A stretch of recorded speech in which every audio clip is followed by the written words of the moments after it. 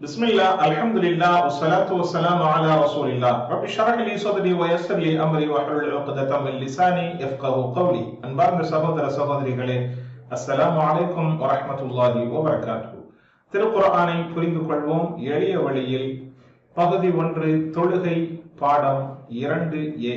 இந்த பாடத்தில் நாம் சூரா அல்-ஃபாத்திஹாவினுடைய 3 வசனங்களையும் இலக்கண பிரிவிலே முஸ்லிம், முஃமின், சாலிஹ், காஃபிர் போன்ற வார்த்தைகளையும் கற்றல் குறிப்பாக சில விஷயங்களையும் நாம் பார்க்க இருக்கிறோம். அல்ஹம்துலில்லாஹ், இந்த பாடத்தினுடைய நிறைவில் நாம் குர்ஆனில் சுமார் 8638 தடவை இடம்பெறுகின்ற 27 வார்த்தைகளை நாம் படித்திருப்போம். நாம் ஏற்கனவே சொன்னதை போல வீட்டு பாடங்களை நீங்கள் தொடராக படித்துக் கொள்ளுங்கள். 5 நிமிடங்கள் குர்ஆனை பார்த்து ஓதுங்கள். மனனம் செய்ததிலிருந்து 5 நிமிடம் ஓதுங்கள். குர்ஆனை 1 மணி நேரம் வார்த்தைக்கு வார்த்தை பொருள் படித்துக் கொள்ளுங்கள். வெக்காபுலரி சீட்டை பாக்கெட்டிலே வைத்துக் கொள்ளுங்கள். எப்பொழுதும் அதை எடுத்து பார்ப்பதை போன்ற ஒரு அமைப்பை உருவாக்கிக் கொள்ளுங்கள். மேலும் நண்பர்களோடு உரையாடுகின்ற பொழுது இந்த பாடங்களை பற்றிய உரையாடலை ஏற்படுத்திக் கொள்ளுங்கள். தொழுகையில் நீங்கள் மனனம் செய்த சூறாக்களை திரும்ப திரும்ப ஓதி பயிற்சி எடுத்துக் கொள்ளுங்கள். இத்தோடு சேர்த்து ரப்பி ஜித்னி இல்மா என்கின்ற துஆவையும் செய்து கொள்ளுங்கள். அல்லாஹ் எளிதாக்கி தருவான். சூரத்துல் ஃபாத்திஹா குர்ஆனில் மிக முக்கியமான இடம்பெறுகின்ற முதல் அத்தியாயம். குர்ஆனினுடைய முதல் அத்தியாயம் மக்கா மற்றும் மதீனா 2 ஊர்களிலேயும் இறங்கிய ஒரே அத்தியாயம் சூரத்துல் ஃபாத்திஹா. வாழ்க்கையில் நாம் இன்றியமையாத வணக்கமாகிய தொழுகையில், எல்லா தொழுகையிலும் எல்லா ரகாத்திலும் ஓத வேண்டிய கட்டாயமான சூரத்துல் ஃபாத்திஹா. இந்த சூரா ஃபாத்திஹாவினுடைய வார்த்தைகள் அஊது பில்லாஹி மினஷ் ஷைத்தானிர் ரஜீமோடு சேர்த்து சூரத்துல் ஃபாத்திஹாவினுடைய வார்த்தைகள் 9000 தடவைகள் குர்ஆனில் இடம்பெறுகிறது. 9000 தடவைகள் என்பதை நாம் இங்கே தோராயமாக கணக்கிடுகின்ற பொழுது குர்ஆனினுடைய மொத்த பக்கம் 600, ஒரு பக்கத்தினுடைய வரிகள் 15, 15ஐ 600 பெருக்கினால் 9000 தடவைகள் என்பது வருகிறது. எனவே குர்ஆனினுடைய ஒவ்வொரு பக்கத்திலும் ஒவ்வொரு வரிகளிலேயும் சூரா ஃபாத்திஹாவினுடைய வார்த்தைகள் இடம்பெறும் அளவிற்கு குர்ஆன் முழுவதும் வியாபித்திருக்கிறது. பிஸ்மில்லாஹிர் ரஹ்மானிர் ரஹீம். அளவற்ற அருளாளன் நிகரற்ற அன்பாளன் அல்லாஹுவின் பெயரால் ஆரம்பம் செய்கிறேன். பிஸ்மி பெயரால், அல்லாஹ் அல்லாஹ், அர் ரஹ்மான் அளவற்ற அருளாளன், அர் ரஹீம் நிகரற்ற அன்பாளன். பிஸ்மி என்ற வார்த்தை 2 வார்த்தைகளினுடைய சேர்ந்த ஒரு வார்த்தையாக பயன்படுத்தப்படுகிறது. பி என்றால் கொண்டு, இஸ்மு என்றால் பெயர். பி என்பதற்கு வேறு பொருள்களும் வரும். ஆல் என்பதும் பொருளாக வரும். எனவே பிஸ்மி பெயரால். பிஸ்ம், இஸ்மி என்ற வார்த்தை ஒருமை, அதனுடைய புளூரல், அதனுடைய பன்மை அஸ்மா. இஸ்மி என்ற வார்த்தையை நாம் அதிகம் தெரிந்திருக்க மாட்டோம், ஆனால் அஸ்மா என்பதை கேள்விப்பட்டிருப்போம். உதாரணமாக அஸ்மாவுல் ஹுஸ்னா, அல்லாஹ்வினுடைய அழகிய திருநாமங்கள். இதே போன்று அஸ்மா என்ற வார்த்தையை அஸ்மாவுல் பத்ரியின், பத்ரு சஹாபாக்களினுடைய பெயர்கள் போன்ற இடங்களிலே நாம் அஸ்மா என்ற வார்த்தையை அதிகம் கேள்விப்பட்டிருப்போம். எனவே இஸ்மி என்ற வார்த்தையினுடைய பன்மை வார்த்தை அஸ்மா. இந்த 2 வார்த்தைகளும் இணைந்து அல் குர்ஆனில் சுமார் 39 தடவைகள் இடம்பெறுவதை நாம் பார்க்கிறோம். அல்லாஹ் அல்லாஹ், பிஸ்மில்லாஹ் அல்லாஹ்வின் பெயரால். இந்த அல்லாஹ்வின் பெயரால் என்கின்ற இந்த வார்த்தையை கொண்டு நாம் எதை நாட வேண்டும்? அல்லாஹ்வின் பெயரால் என்னுடைய பணியை துவங்குகிறேன். நாம் எந்த செயல்களை எல்லாம் செய்ய துவங்குகிறோமோ அத்துணைக்கு முன்னாலேயும் இந்த பிஸ்மில்லாஹ் என்ற வார்த்தையை சொல்கின்ற பொழுது அந்த செயலை முன்னிறுத்தி அல்லாஹ்வின் பெயரால் நான் துவங்குகிறேன் என்ற பொருளை இதற்கு கொடுப்போம். எனவே பிஸ்மில்லாஹ், அல்லாஹ்வின் பெயரால் நான் சாப்பிட துவங்குகிறேன், அல்லாஹ்வின் பெயரால் நான் படிக்க துவங்குகிறேன், நான் படுக்க உறங்க துவங்குகிறேன், வெளியில் செல்லுகின்ற பொழுது பிஸ்மில்லாஹ் அல்லாஹ்வின் பெயரால் நான் வெளியில் செல்ல துவங்குகிறேன். இது போன்று இந்த வார்த்தையை நாம் பயன்படுத்துகிறோம். அர் ரஹ்மான் அளவற்ற அருளாளன். அர் ரஹ்மான், இந்த ரஹ்மான் என்ற வார்த்தை ரஹம் என்ற மூல வார்த்தையிலிருந்து வந்த இது ஒரு பிரதி பெயர் சொல். பிரதி பெயர் சொல்லிலேயும் பண்பு பெயர் சொல் என்று நாம் சொல்வோம். ரஹ்மான் அளவற்ற அருளாளன். ரஹ்மான் என்ற இந்த வார்த்தை அமைப்பில் வருகின்ற அத்தனை வார்த்தைகளும் அதிகம் என்ற பொருளை இணைத்தே தரக்கூடியதாக இருக்கிறது. அதிகம் அருள் செய்பவன் ரஹ்மான். அதுபோன்று கதுபான், அதிகம் கோபப்படுபவன், கோபத்தால் கொதிப்பவன் என்ற பொருளை தருகின்ற வார்த்தையாக வார்த்தையின் வடிவம் இந்த ரஹ்மான். ஃபஅலான் என்ற வார்த்தை அமைப்பில் வருகின்ற அத்துணை வார்த்தைகளும் அதிகம் என்ற பொருளை தரும். கதுபான் என்றால் அதிகம் கோபிப்பவன், அதே போன்று அத்ஷான் என்றால் அதிகம் தாகிப்பவன் என்ற பொருள். இதே மாதிரி வருகின்ற அத்துணை வார்த்தைகளுக்கும் அதிகம் என்ற பொருளை நாம் கொடுக்கப்படும். அதே போன்று அர் ரஹீம், அர் ரஹீம் என்ற வார்த்தையும் ரஹம் என்ற மூல வார்த்தையிலிருந்து பிறந்த பிரதி பெயர் சொல், அதாவது பண்பு பெயர் சொல். ரஹீம் நிகரற்ற அன்பாளன், அதாவது தொடராக அருள் பாலிப்பவன். அது அதிகம் என்ற பொருளை தரும் ரஹ்மான் என்ற வார்த்தை. ரஹீம் என்ற வார்த்தை தொடராக நிகரற்ற என்ற பொருளை தரக்கூடியதாக இருக்கிறது. ரஹீம் நிகரற்ற அன்பாளன். இந்த வார்த்தை வடிவத்தில், அதாவது ஃபஈல், ரஹீமை போன்று வருகின்ற அத்துணை வார்த்தைகளும் தொடராக நிகரற்ற என்ற பொருளை தரும். உதாரணமாக கரீம் நிகரற்ற கண்ணியமானவன், அதே போன்று ஜமீல் நிகரற்ற அழகானவன் என்பதை போல. ஆக அல்லாஹ்வினுடைய அளவற்ற அருளும் நிகரற்ற அன்பும் ஒன்றாய் இணைந்து அடியார்களுக்கு அருளப்பட்டிருக்கிறது. அளவற்ற அருளாளன், நிகரற்ற அன்பாளன் அல்லாஹ்வின் பெயரால் நான் ஆரம்பம் செய்கிறேன் என்ற பொருளை பிஸ்மில்லாஹிர் ரஹ்மானிர் ரஹீம் என்பதை நாம் பார்க்கிறோம். அல்ஹம்துலில்லாஹ். இந்த லோகோ நமக்கு தரக்கூடிய விஷயத்தை இப்பொழுது நாம் பார்க்கிறோம். DPPR, ஒவ்வொரு குர்ஆனுடைய வசனத்தோடும் நமக்கான தொடர்பு என்ன என்பதை விளக்கக்கூடிய லோகோ தான் இது. டி என்றால் டைரக்ட், நேரடியாக இந்த வசனம் எனக்கு இறங்கியது. பி என்றால் பர்சனல், தனிப்பட்ட முறையில் இந்த வசனம் எனக்கு ஒரு செய்தியை சொல்கிறது. இன்னொரு பி பிளானட், திட்டமிடப்பட்டது. இந்த வசனத்தை இன்றைக்கு நான் கேட்க வேண்டும் என்று அல்லாஹ்வால் திட்டமிடப்பட்டது. ஆர் ரெலவென்ட், பொருத்தமான தகவலை இந்த வசனம் நமக்கு தருகிறது. பொதுவாக குர்ஆன் ஷரீஃபை நீங்கள் எந்த நிய்யத்தோடு குர்ஆனை தொடர்ந்து அந்த பகுதியை நீங்கள் படிப்பீர்களேயானாலும் நீங்கள் நாடி வந்த பிரச்சனைக்கு அந்த பகுதியில தீர்வு காண முடியும். அதைத்தான் இந்த லோகோ நமக்கு விளக்குகிறது. இதற்கு ததப்புர், ததக்குர் என்று சொல்லுவார்கள். ததப்புர் என்றால் படிப்பினை, ததக்குர் என்றால் சிந்தித்தல். இந்த குர்ஆனுடைய வசனங்களை சிந்தித்து அதை படிப்பினையாக பெறுவதற்கு இந்த லோகோ சொல்லப்படுகிறது. அதாவது குர்ஆனை சிந்தித்து நாம் படிப்பினை பெற வேண்டும். உதாரணமாக ஒரு வசனம் இறங்குகின்ற பொழுது அந்த வசனத்தினுடைய பொருளை குறித்து அல்லாஹ்விடம் நாம் துஆ செய்ய வேண்டும். இதுதான் கேள்வி. இரண்டாவதாக அந்த வசனம் நம்மிடத்திலே அந்த வசனம் சொல்லுகின்ற கருத்து இருக்கிறதா என்பதை மதிப்பீடு செய்ய வேண்டும். மதிப்பீடு செய்து அது இருந்தால் தொடர்வதற்கு திட்டமிட வேண்டும். இல்லை என்றால் அந்த செயலை நாம் செய்வதற்கு திட்டம் வகுக்க வேண்டும். நான்காவது, திட்டம் வகுத்து செய்கின்ற இந்த குர்ஆனினுடைய அந்த உபதேசத்தை நாம் பிறருக்கு பரப்ப வேண்டும். கேள், மதிப்பீடு, திட்டமிடு, இதுதான் இந்த லோகோ தருகின்ற தகவலாக இருக்கிறது. எனவே ஒவ்வொரு வசனத்தையும் நாம் படித்து அதை பிறருக்கு நாம் பரப்புவதற்கு முன் வர வேண்டும். பிஸ்மில்லாஹிர் ரஹ்மானிர் ரஹீம், அளவற்ற அருளாளன் நிகரற்ற அன்பாளன் அல்லாஹ்வின் பெயரால் துவங்குகிறேன். இந்த பிஸ்மில்லாஹிர் ரஹ்மானிர் ரஹீமிலே 2 படிப்பினைகளை நமக்கு தருகிறார்கள். இரண்டாவது படிப்பினை, முதலாவது படிப்பினை அஊது பில்லாஹி மினஷ் ஷைத்தானிர் ரஜீமில் எந்த காரியத்தை துவங்கினாலும் ஷைத்தானிடமிருந்து நாம் படிப்பினை பெற வேண்டும் என்பதை பாடமாக எடுத்தோம். இரண்டாவது, இந்த பிஸ்மில்லாஹ்விலே பிஸ்மில்லா என்கின்ற இந்த வார்த்தையை முன்னிறுத்தி எப்பொழுதும் எதையும் நாம் துவங்குகின்ற பொழுது அல்லாஹ்வின் பெயரை கொண்டு துவங்க வேண்டும். அல்லாஹ்வினுடைய பெயரால் துவங்குகின்ற பொழுது அந்த காரியத்தினுடைய வீரியத்தை, அந்த காரியத்தினுடைய சிறப்பான முடிவை நாம் கண்டிப்பாக வாழ்க்கையில் அனுபவிக்க முடியும். அதே போன்று ரஹ்மான் ரஹீம் என்ற இந்த வார்த்தையை முன்னிறுத்தி அல்லாஹ்வின் மீது நாம் அளவற்ற நம்பிக்கை, அல்லாஹ்வின் மீது நாம் மிகப்பெரிய நம்பிக்கை கொள்ள வேண்டும். அல்லாஹ்வின் மீது நாம் நேர்மறையான சிந்தனையை எப்போதும் நாம் கொள்ள வேண்டும். நேர்மறையான சிந்தனை, அதாவது எந்த ஒரு காரியத்திலேயும் அல்லாஹ் நமக்கு நிச்சயம் அவன் அருள்பாலிப்பான். ஏனென்றால் அவன் ரஹ்மான், அளவற்ற அருளாளன். நிச்சயம் இந்த விஷயத்தில் எனக்கு அவன் மிகப்பெரிய ஒரு அருளை வைத்திருக்கிறான். ரஹீம், நிகரற்ற அன்பாளன். நிச்சயம் அல்லாஹ் இந்த விஷயத்தில் எனக்கு ஒரு அருளை செய்தே தீருவான் என்ற ஒரு நேர்மறையான சிந்தனை. நாம் துக்கமாக இருந்தாலும் மகிழ்ச்சியாக இருந்தாலும் எல்லா நிலைகளிலும் அல்லாஹ்வின் மீது நேர்மறையான சிந்தனையை நாம் கொள்ள வேண்டும்.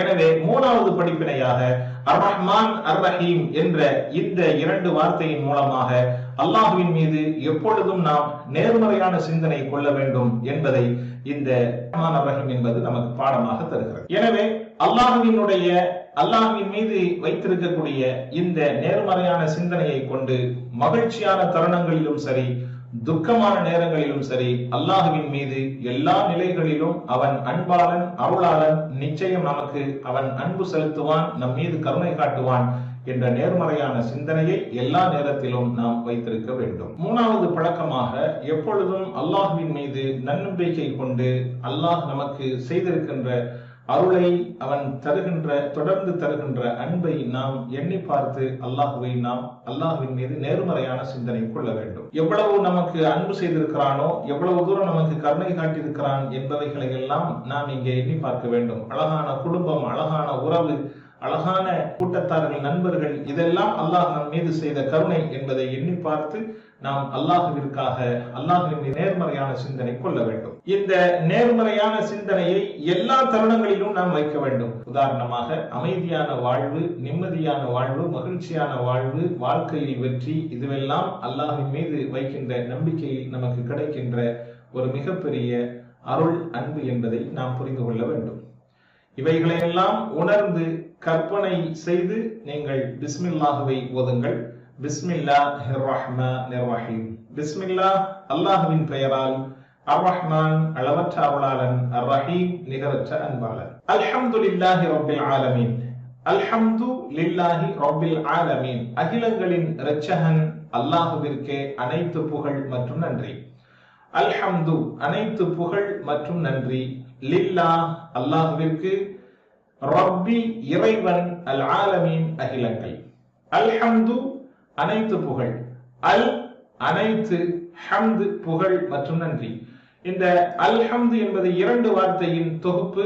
அல் என்றால் அனைத்து, எல்லாம் என்ற பொருளை தரும். ஹம்து என்றால் புகழ் மற்றும் நன்றி, இரண்டு பொருளை தரக்கூடிய வார்த்தை. அல் என்பது இரண்டு பொருளுக்கு வரும்.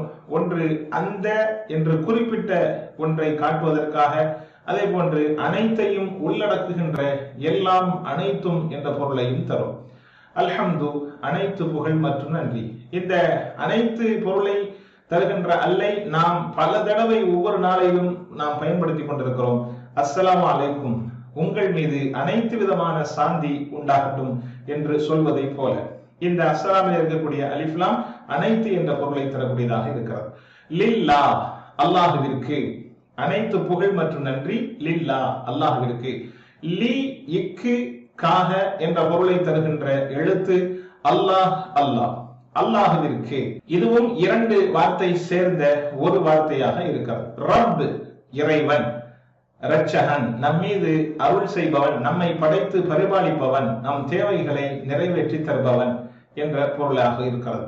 அல் ஆலமீன் அகிலங்கள். ஆலம் ஒருமை, ஆலமீன் பன்மை. ஆலம் ஒரு உலகம், ஆலமீன் பல உலகம். நாம் சிந்தனை செய்து பார்க்கலாம். எத்தனையோ கோடான கோடிகள் ஜின்னுகள், ஜீவராசிகள், எல்லா விதமான படைப்பினங்களையும் நாம் இங்கே எண்ணி பார்க்கலாம். இவைகள் எல்லாம் ஒவ்வொரு உலகம் என்றால் பல அனைத்து உலகங்களுக்கும் அதிபதியாகிய இறைவனாக இருக்கின்ற அல்லாஹ்விற்கே அனைத்து புகழ்.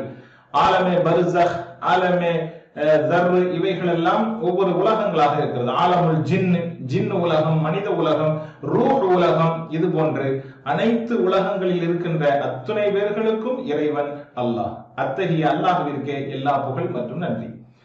நாம் இந்த அல்ஹம்துலில்லாஹி ரப்பில் ஆலமீனை பற்றி உள்ள படிப்பினையை நாம் பார்ப்போம். ஹம்து என்றால் புகழ். மனமாற நாம் அல்லாஹுவை புகழ வேண்டும். அவன் நமக்கு செய்திருக்கின்ற எத்தனையோ நற்பாக்கியங்களை எண்ணி பார்த்து அல்லாஹுவிற்கு நாம் புகழ்ந்து கொண்டே இருக்க வேண்டும். அவன் நம் மீது காட்டுகின்ற அக்கறை, தொடராக நமக்கு செய்கின்ற அக்கறை, இவைகளை எல்லாம் நாம் புகழ்ந்து அல்லாஹுவை புகழ்ந்து கொண்டே இருக்க வேண்டும்.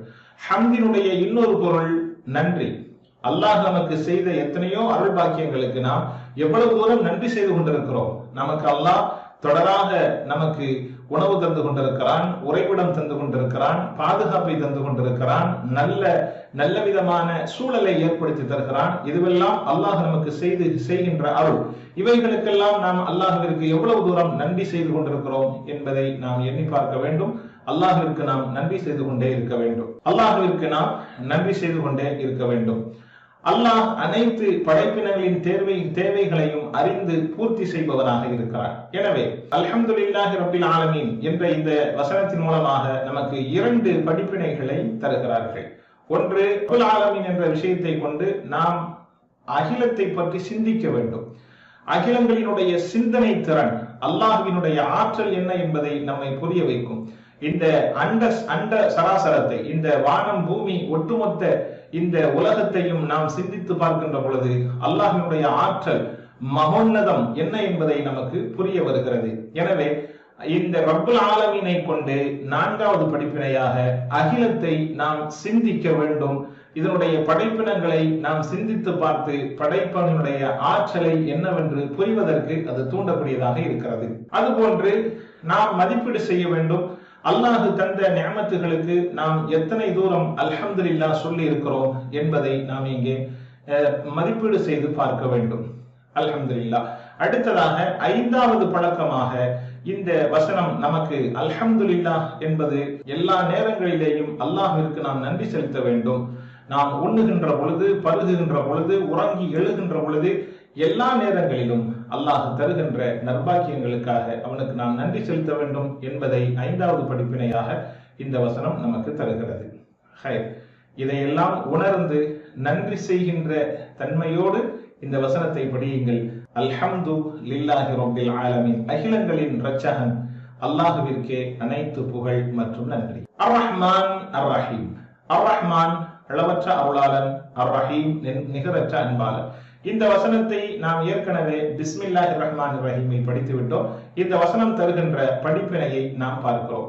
ரஹ்மத் என்றால் அன்போடு ஒருவரின் தேவைகளை நிறைவேற்றுவதன் மீது அக்கறையோடு இருப்பதற்கு பெயர் ரஹ்மத் ஆகும். அல்லாஹ் நமக்கான தேவைகளை அக்கறையோடு அவன் நிறைவேற்றி கொண்டிருக்கிறான். நாம் உறங்குகிறோம், கண்கள் மூடி இருக்கிறது, உள்ளம் உறங்கிக் கொண்டிருக்கிறது. ஆனாலும் நம்மளுடைய மூக்கு துவாரங்கள், காது துவாரங்கள் எல்லாம் திறந்தே இருக்கிறது. இவைகளையெல்லாம் அல்லாஹ் பாதுகாத்துக் கொண்டே இருக்கிறான் என்றால் அல்லாஹ் நமக்கு தருகின்ற மிகப்பெரிய அவன் காட்டுகின்ற கருணை, அக்கறை என்பதை நாம் இங்கே புரிந்து கொள்ள வேண்டும். ரஹ்மான் ரஹீம், நம் மீது அல்லாஹ் தொடர்ந்து அருள்பாலித்துக் கொண்டே இருக்கிறான், அளவற்ற அருளை செய்து கொண்டே இருக்கிறான். உதாரணமாக நாம் இந்த பூமியின் சுழற்சியை பார்க்கிறோம். பூமி சுழன்று கொண்டே இருக்கிறது, ஆனாலும் நம்மை அல்லாஹ் நிலையாக நிற்க வைத்திருக்கிறான். நம்மை அசையாமல் ஆடாமல் நம்மை பார்த்து கொண்டிருக்கிறான். அதுபோன்று வானத்திலிருந்து அல்லாஹ் மழையை இறக்குகிறான். இறங்குகின்ற அந்த மழை மேலிருந்து இறங்கக்கூடிய அதே ஸ்பீடு, அதே வேகத்தில் கீழே வந்து விழுவதில்லை. கீழே இறங்குகின்ற பொழுது பூவாகனம் மீது தூவி அது விழக்கூடிய அந்த நிலையை பார்க்கிறோம். 500 கிலோமீட்டர் வேகத்தில் துவங்குகின்ற மழை பூமியில் வந்து விழுகின்ற பொழுது 13 கிலோமீட்டர் வேகத்தில் வந்து விழுகிறது. இது எவ்வளவு பெரிய அல்லாஹ்வினுடைய அருள், அற்புதம். இவைகளை எல்லாம் நாம் எண்ணி பார்த்து அல்லாஹ்விற்கு எப்பொழுதும் நாம் நன்றி செலுத்த வேண்டும். இந்த அர் ரஹ்மான் அர் ரஹீம் என்ற இந்த வசனம் நமக்கு 6வது படிப்பினையாக தருவது நபி ஸல்லல்லாஹு அலைஹி வஸல்லம் அவர்கள் சொல்லித் தருகிறார்கள். யார் பெரியவர்கள் மீது அன்பும் மரியாதையும் சிறியவர்கள் மீது அன்பும் காட்டவில்லையோ அவர் என்னை சார்ந்தவர் அல்ல என்பதாக நபி ஸல்லல்லாஹு அலைஹி வஸல்லம் அவர்கள் சொல்லித் தருகிறார்கள். எனவே இந்த வசனத்தை கேட்ட மாத்திரத்தில் இந்த தொழுகையில், இந்த தொழுகைக்கு பின்னால் இனிமேல் நான் யார் மீதும் அன்பு கொண்டவனாகவே இருப்பேன் என்ற ஒரு படிப்பினையை நாம் இந்த வசனத்திலிருந்து பெற வேண்டும். எல்லோர் மீதும் நாம் அன்பு செலுத்த வேண்டும். அது போன்ற ஒரு படிப்பினையை அல்லாஹ் இந்த வசனத்தின் மூலம் நமக்கு தந்திருக்கிறார். அல்ஹம்துலில்லாஹ். இப்பொழுது சொல்லப்பட்ட இந்த படிப்பினைகள் எல்லாம் இந்தோனேசியாவை சார்ந்த டாக்டர் ஹர்ஜானி ஹெஃப்னி அவர்கள் எழுதிய 7 இஸ்லாமிக் டெய்லி ஹாபிட்ஸ் என்கின்ற புத்தகத்திலிருந்து எடுக்கப்பட்ட செய்திகளாகும். அல்ஹம்துலில்லாஹ். இன்ஷா அல்லாஹ் இலக்கண பிரிவில், அடுத்த பாடத்தை இலக்கண பிரிவில் சந்திப்போம். அஸ்ஸலாமு அலைக்கும் வரஹ்மத்துல்லாஹி வபரகாத்துஹு.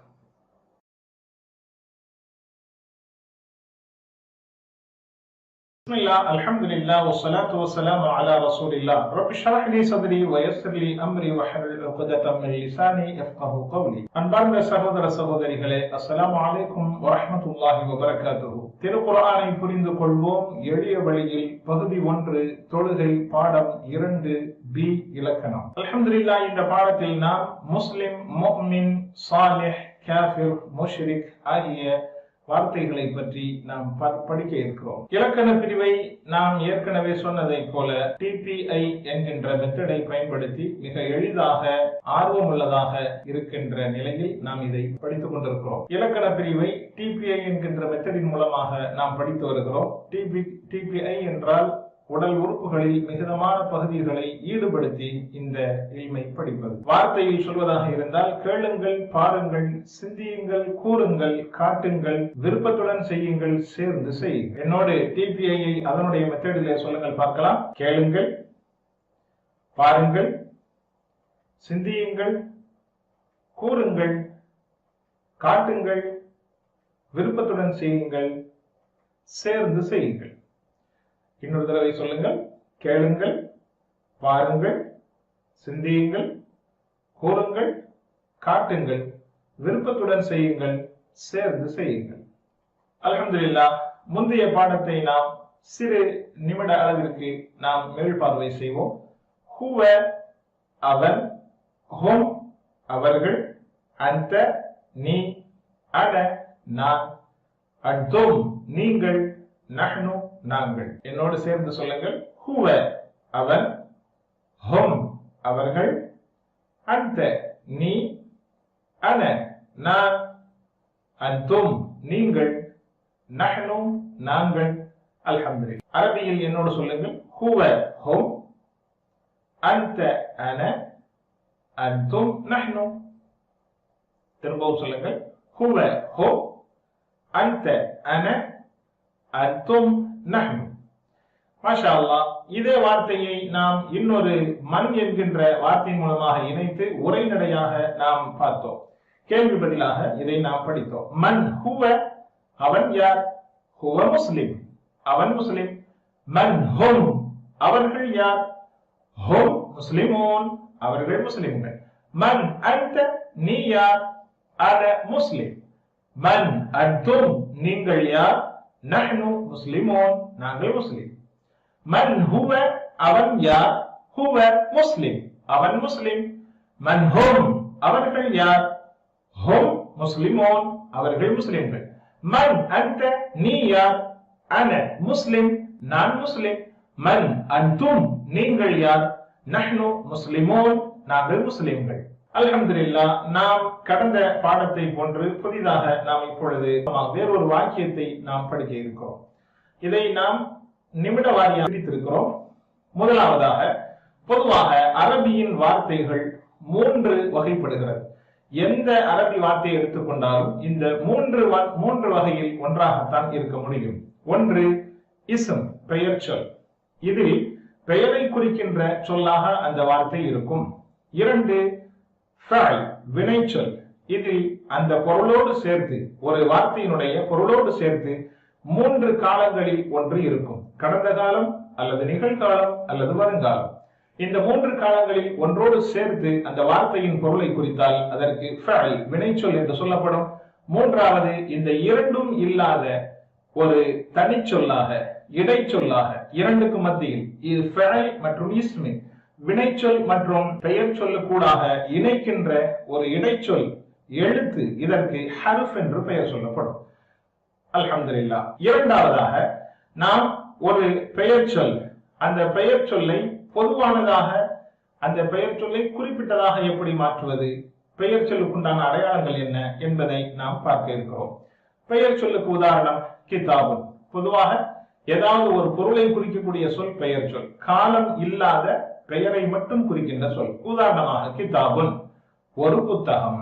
இந்த ஒரு புத்தகம், ஏதாவது ஒரு புத்தகம் என்ற சொல்லில் ஆரம்பத்தில், அந்த வார்த்தையின் ஆரம்பத்தில் அல் என்கின்ற வார்த்தை சேர்மையானால், நாம் ஏற்கனவே கடந்த பாடங்களில் படித்தோம், அல் என்பது 2 பொருளுக்கு வரும். ஒன்று அந்த இந்த என்பதை குறிக்கும் சொல், இன்னொன்று அனைத்தும் என்பதை குறிக்கும் சொல். இதில் எதுவாக இருந்தாலும் அல் என்பது பெயர் சொல்லுக்குண்டான அடையாளங்களில் ஒன்றாக இருக்கும். அல் என்ற வார்த்தை அந்த வார்த்தையோடு சேர்மையானால் குறிப்பிட்ட சொல்லாக அது மாறிவிடும். கிதாபுன் என்பது ஒரு பொதுவான சொல், ஏதாவது ஒரு புத்தகம், இதிலே அல் சேர்ந்து அல் கிதாபு என்று வறுமையானால் அது குறிப்பிட்ட புத்தகம் என்ற பொருளை தரக்கூடியதாக ஆகிவிடும். நன்றாக கவனித்துக் கொள்ள வேண்டும். அல் என்பது ஒரு வார்த்தையோடு இணைகின்ற பொழுது அந்த வார்த்தையின் கடைசியில் இருக்கின்ற உன் அன் இன் என்ற பொருளை தருகின்ற தன்வீன், அதாவது தோபேஷ், தோஜபர், தோஜே ஆகிய இந்த குறியீடுகள் ஒற்றை குறியீடுகளாக மாறிவிடும். அல் சேருகின்ற பொழுது ஒற்றை குறியீடாக மாறிவிடும். உதாரணமாக அல் கிதாபு என்று மாறிவிடும். கிதாபு ஏதாவது ஒரு புத்தகம், இதிலே அல் சேருகின்ற பொழுது அல் கிதாபு ஒரு புத்தகம், அந்த புத்தகம், அந்த புத்தகம் என்று குறிப்பிட்ட புத்தகத்தை குறிக்கும் சொல்லாக இது மாறிவிடும். அல் சேருகின்ற பொழுது கடைசியில் இருந்த அந்த புன் என்ற அந்த தன்வி, அதாவது தோபேஷ் என்பது மாறி ஒரு பேஷாக மாறிவிடும். அல் கிதாபு. உதாரணமாக கிதாபுன் அல் கிதாபு, கிதாபுன் ஏதோ புத்தகம், அல் கிதாபு அந்த புத்தகம் என்ற பொருளை தருவதை போல. அடுத்ததாக நாம் பொதுவான பெயர் சொல்லை குறிப்பிட்ட பெயர் சொல்லாக மாற்றுகிறோம்.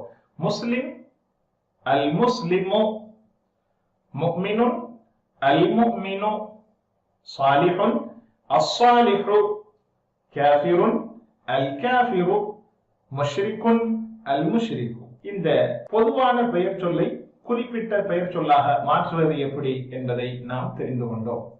பொதுவாக பெயர் சொல் முஸ்லிமுன் ஏதோ ஒரு முஸ்லிம், அதில் அல் சேருகின்ற பொழுது முன் என்ற அந்த டபுள் லம்மா தோபேஷ் போய் அது ஒரு பேஷாக மாறி முஸ்லிமு அல் முஸ்லிமு என்று மாறிவிடுகிறது. அதே போன்று முஃமினுன், சாலிஹுன், காஃபிருன், முஷ்ரிக்குன் இந்த வார்த்தைகளில் எல்லாம் அல் சேருகின்ற பொழுது பொருளிலும் அது தனிப்பட்ட பொருளை தரும், வார்த்தையிலும் அந்த டபுள் லம்மா என்று சொல்லப்படுகின்ற தோபேஷ் மாறி ஒரு பேஷாக மாறிவிடும். அல் முஸ்லிமு அல் முஃமினு அஸ்ஸாலிஹு அல் காஃபிரு அல் முஷ்ரிக்கு என்பதை போல.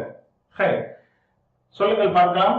முஃமினுன் அல் முஃமினு, முஸ்லிமுன் அல் முஸ்லிமு, சாலிஹுன் அஸ்ஸாலிஹு, காஃபிருன் அல் காஃபிரு, முஷ்ரிக்குன் அல் முஷ்ரிக்கு என்பதை போல. அடுத்து நாம் பெரும்பாலும் வார்த்தைகளை எளிமையாக உச்சரிப்பதற்காக பெயர் சொல்லினுடைய கடைசியில் இருக்கின்ற குறியீடை வாசிக்காமல் உச்சரிக்காமல் நாம் சுக்குனிலே உச்சரிப்போம். உதாரணமாக முஸ்லிம், முஃமின், சாலிஹ், காஃபிர், முஷ்ரிக் என்பதை போல. இந்த ஒருமையான பெயர் சொல்லை பன்மையாக ஆக்குவது எப்படி என்பதை பற்றி பார்க்கலாம்.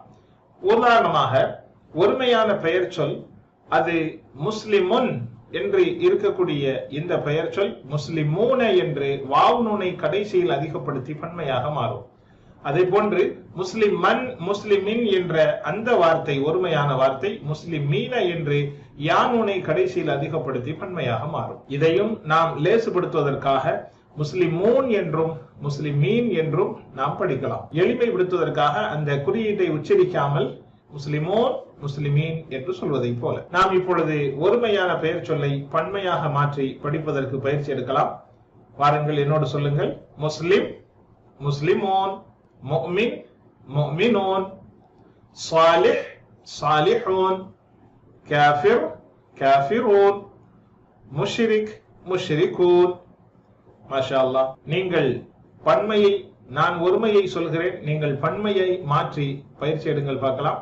முஸ்லிம், முஸ்லிமோன், முஃமின், முஃமினூன், சாலிஹ், சாலிஹூன், காஃபிர், காஃபிரூன், முஷ்ரிக், முஷ்ரிகூன். மாஷா அல்லாஹ்.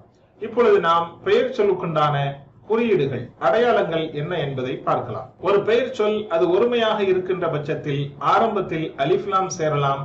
அப்படி இல்லை என்றால் அந்த வார்த்தையினுடைய இறுதியில் தன்வீன், அன், இன், உன் என்ற ஒலியை தருகின்ற ஃபதஹத்தைன், கஸரத்தைன், லம்மத்தைன் அவைகள் இடம்பெறலாம். இந்த ஃபதஹத்தைன், கஸரத்தைன், லம்மத்தைன் என்பது பெயர் சொல்லுக்குண்டான ஒருமையான வார்த்தையில் வருகின்ற அடையாளம். அந்த வார்த்தை பன்மையாக இருக்குமேயானால் ஆரம்பத்தில் அலிஃப் லாம் இணையும், கடைசியில் வாவ் நூன் அல்லது யானூன் அல்லது பெண்பால் பன்மையான அலிஃப் தா ஆகியவைகள் இணைந்து பெயர் சொல்லின் பன்மைக்கு அடையாளமாக இவை மாறுகிறது. அல்ஹம்துலில்லாஹ். இந்த பெயர் சொல்லினுடைய அடையாளங்களை இப்பொழுது நீங்கள் தனியாக பார்க்கிறீர்கள். முதலாவது, ஒருமையான வார்த்தையாக இருந்தால் ஆரம்பத்தில் அலிஃப் லாம் இருக்கும், அல்லது அந்த வார்த்தையின் இறுதியில் தன்வீன் என்று சொல்லப்படுகின்ற ஃபதஹத்தைன், கஸரத்தைன், லம்மத்தைன் இவைகளில் ஒன்று வரலாம். அதே வார்த்தை பன்மையாக இருக்குமேயானால் ஆரம்பத்தில் அலிஃப் லாம் இருக்கலாம். அப்படி இல்லை என்றால் அந்த வார்த்தையின் கடைசியில் அலிஃப் லாம் இருந்தாலும் இல்லை என்றாலும் கடைசியில் வாவ் நூன் என்பது வாவ் நூன் என்றோ, வாவ் நூன் இணைந்து ஊன் என்றோ, அல்லது யானூன் இணைந்து ஈன் என்றோ, அல்லது பெண்பாலுக்கு மட்டும் குறிப்பாக அலிஃப் தா இணைந்து ஆத் என்று பன்மையாக மாறும். உதாரணமாக முஸ்லிமோன், முஸ்லிமீன், முஸ்லிமாத் என்பதை போல. அல்ஹம்துலில்லாஹ். இப்பொழுது நாம் வாக்கியமாக நாம் கடந்த பாடத்தில் படித்த அந்த பெயர் சொல், பிரதி பெயர் சொல் வார்த்தையையும் இந்த பாடத்தில் படித்த பெயர் சொல்லையும் இணைத்து ஒரு வாக்கியத்தை உருவாக்குவோம். ஏற்கனவே இந்த வாக்கியத்தை நாம் நேற்றைய பாடத்திலே படித்திருக்கிறோம். ஹுவ முஸ்லிம், ஹும் முஸ்லிமோன், அன்த முஸ்லிம், அன முஸ்லிம், அன்தும் முஸ்லிமோன், நஹ்னு முஸ்லிமோன். ஒருமையான பிரதி பெயர் சொல்லுக்கு ஒருமையான பெயர் சொல்லை இணைக்க வேண்டும். பன்மையான பிரதி பெயர் சொல்லுக்கு பன்மையான பெயர் சொல்லை இணைக்க வேண்டும். ஹுவ முஸ்லிம், அவன் முஸ்லிம். ஹும் முஸ்லிமோன், அவர்கள் முஸ்லிம்கள். அன்த முஸ்லிம், நீ முஸ்லிம். அன முஸ்லிம், நான் முஸ்லிம். அன்தும் முஸ்லிமோன், நீங்கள் முஸ்லிம்கள். நஹ்னு முஸ்லிமோன், நாங்கள் முஸ்லிம்கள். இலக்கண வார்த்தைகளை படிக்கின்ற பொழுது டிபிஐ மிகவும் முக்கியமானது, அவசியமானது. அதை ஒருபோதும் மறந்து விடாதீர்கள். திரும்ப ஒரு தடவை என்னோடு சேர்ந்து சொல்லுங்கள். ஹுவ முஸ்லிம், அவன் முஸ்லிம். ஹும் முஸ்லிமோன், அவர்கள் முஸ்லிம்கள். அன்த முஸ்லிம், நீ முஸ்லிம். அன முஸ்லிம், நான் முஸ்லிம். அன்தும் முஸ்லிமோன், நீங்கள் முஸ்லிம்கள். நஹ்னு முஸ்லிமோன், நாங்கள் முஸ்லிம்கள். இன்னொரு தடவை. ஹுவ முஸ்லிம், ஹும் முஸ்லிமோன். அன்த முஸ்லிம், அன முஸ்லிம். அன்தும் முஸ்லிமோன், நஹ்னு முஸ்லிமோன். அல்ஹம்துலில்லாஹ். இந்த வாக்கியத்தோடு இன்னொரு புதிய வார்த்தையை இன்றைக்கு நாம் படிக்கலாம். கேள்விக்குறிக்குண்டான வார்த்தை ஹல். இந்த வார்த்தை செய்தாயா, அப்படியா, அவனா போன்ற கேள்விகளை எழுப்புவதற்காக பயன்படுத்தப்படுகின்ற வார்த்தை ஹல். இதற்கு பதில் சொல்லாக நாம், ஜவாபிற்குண்டான எழுத்தாக, வார்த்தையாக நாம் என்பதை பதிலிலே புழங்கப்படும். ஹல் என்றால் செய்தாயா. அல்லாஹ் குர்ஆனிலே சொல்வதை போல ஹல் அதாக ஹதீஸுல் காஷியா, மூடுகின்ற மிகப்பெரிய செய்தி உங்களுக்கு வந்ததா? கியாமத் நாளை பற்றி எல்லாவற்றையும் மூடி மறைக்கின்ற, அதாவது அறிவையே மூடுகின்ற கியாமத் நாளை பற்றிய செய்தி உங்களுக்கு வந்ததா? வந்ததா, அந்த வந்ததா என்ற கொஸ்டின் உடைய கேள்விக்குண்டான இடத்தை தருவதுதான் இந்த ஹல். இந்த ஹல்லை இணைத்து நாம் படித்த வாக்கியத்தோடு ஒரு உரையாடலை நாம் தயார் செய்யலாம். ஹல் ஹுவ முஸ்லிம், அவன் முஸ்லிமா? நஅம் ஹுவ முஸ்லிம், ஆம் அவன் முஸ்லிம். ஹல் ஹும் முஸ்லிமோன், அவர்கள் முஸ்லிம்களா? நஅம் ஹும் முஸ்லிமோன், ஆம் அவர்கள் முஸ்லிம்கள். இன்னொரு தடவை சொல்லுங்கள். ஹல் ஹுவ முஸ்லிம், நஅம் ஹுவ முஸ்லிம். ஹல் ஹும் முஸ்லிமோன், நஅம் ஹும் முஸ்லிமோன். மாஷா அல்லாஹ். அடுத்ததாக ஹல் அன்த முஸ்லிம், நீ முஸ்லிமா? நஅம் அன முஸ்லிம், ஆம் நான் முஸ்லிம். ஹல் அன்தும் முஸ்லிமோன், நீங்கள் முஸ்லிம்களா? நஅம் நஹ்னு முஸ்லிமோன், ஆம் நாங்கள் முஸ்லிம்கள். மாஷா அல்லாஹ். இங்கே கேள்விக்காக அந்த என்பது எதிரில் இருக்கிறவரை பார்த்து நாம் கையசைக்க வேண்டும். எதிரில் உள்ளவர் தன்னை பார்த்து ஜவாபுக்கு ஆம் என்று கையசைத்துக் கொள்வார். அதாவது கேள்விக்குறியாக எதிரில் உள்ளவரும் பதிலுக்கு தன்னை பார்த்தும் கையசைப்பது இந்த உரைநடையிலே நிகழும். ஹல் அந்த முஸ்லிம், நஅம் அன முஸ்லிம். ஹல் அன்தும் முஸ்லிமோன், நஅம் நஹ்னு முஸ்லிமோன், ஆம் நாங்கள் முஸ்லிம்கள். மாஷா அல்லாஹ். அல்ஹம்துலில்லாஹ்.